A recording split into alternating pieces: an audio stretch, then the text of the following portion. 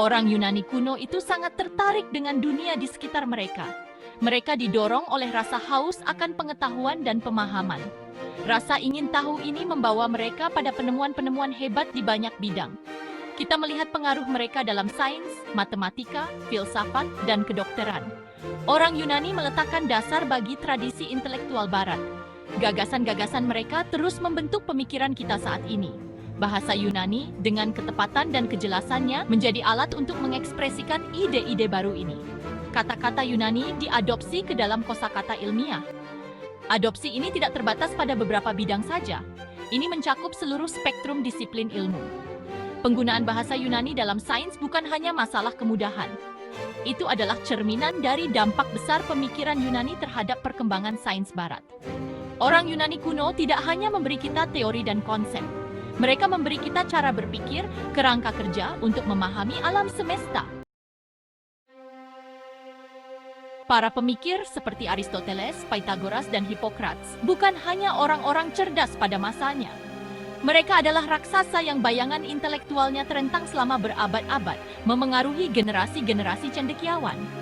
Karya mereka di bidang-bidang seperti astronomi, matematika, dan kedokteran meletakkan dasar bagi kemajuan ilmiah di masa depan. Penggunaan terminologi Yunani dalam konvensi penamaan ilmiah adalah pengingat konstan akan hutang intelektual ini.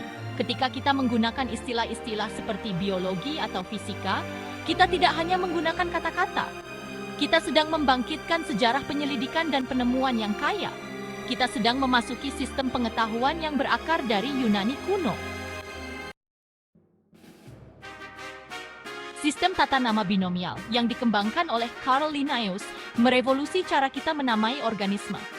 Sistem ini yang memberikan setiap spesies nama Latin dua bagian seringkali mengambil dari kata-kata Yunani.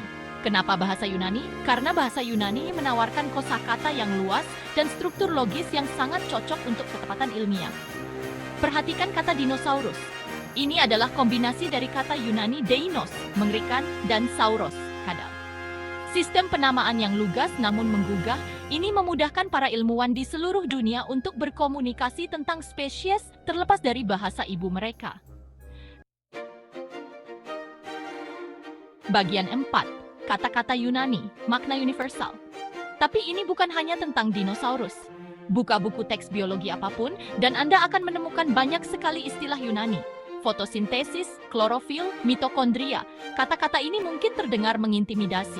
Tetapi kata-kata ini dibangun dari akar kata Yunani yang menggambarkan konsep-konsep secara jelas dan akurat. Fotosintesis misalnya, secara harfiah berarti menyatukan dengan cahaya. Ketergantungan pada bahasa Yunani ini tidak terbatas pada biologi. Fisika, astronomi, kedokteran, semua bidang ini banyak meminjam dari leksikon Yunani.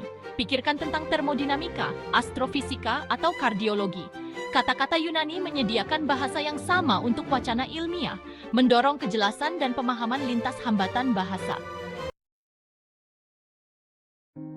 Bagian 5, bahasa yang beku dalam waktu, keabadian bahasa Yunani. Orang Yunani kuno mungkin tidak membayangkan bahasa mereka menjadi dasar dari konvensi penamaan ilmiah. Tetapi warisan abadi bahasa Yunani terletak pada keabadiannya. Sebagai bahasa yang mati, bahasa Yunani tidak lagi berkembang seperti bahasa yang diucapkan. Kata-katanya mempertahankan artinya dari waktu ke waktu, memberikan tingkat ketepatan yang sangat penting dalam komunikasi ilmiah.